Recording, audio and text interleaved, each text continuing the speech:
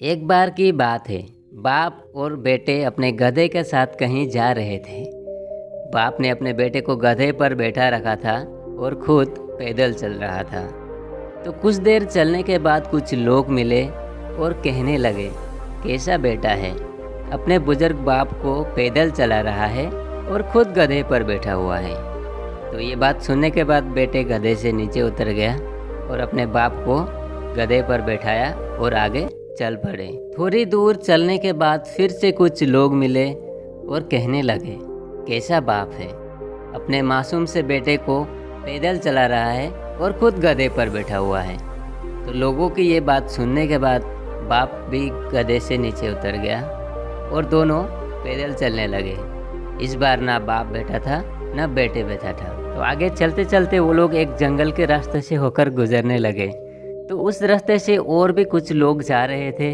तो उन लोगों ने जब देखा कि इन लोगों के पास गधे होते हुए भी दोनों पैदल चल रहे हैं, तो कहने लगे कि ऐसे मूर्ख लोग हैं, खुद अपने पास गधे होते हुए भी दोनों पैदल चल रहे हैं। लोगों की ये बात सुनने के बाद बाप और बेटे दोनों गधे के ऊपर बैठ गए और आगे चल पड़े। कुछ दूर चलने के बाद फिर से कुछ लोग मिले। बाप बेटे को एक साथ गधे पर बैठा हुआ देखकर बोलने लगे कि कैसे इंसान है, दोनों गधे पर बैठे हुए हैं और कमज़ोर गधे की जान निकाल रहे हैं। इन दोनों पर जरा सी भी दया नाम की चीज़ नहीं है। लोगों की ये बात सुनने के बाद दोनों बाप बेटे का दिमाग हुआ ख़राब और उन लोगों को ये बात समझ आ गया कि अगर इस तरीके से लोगों की बात सुनते रहेंगे तो हम कभी मंजिल तक नहीं पहुंच पाएंगे।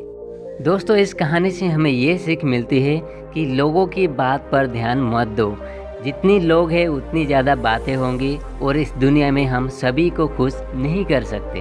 लोग आज कुछ कहेंगे तो कल कुछ और। इसीलिए हमें लोगों की बातों पर नहीं कि बल्कि अपने काम पर ध्यान देना है, अपनी मंजिल पर ध्यान देना है।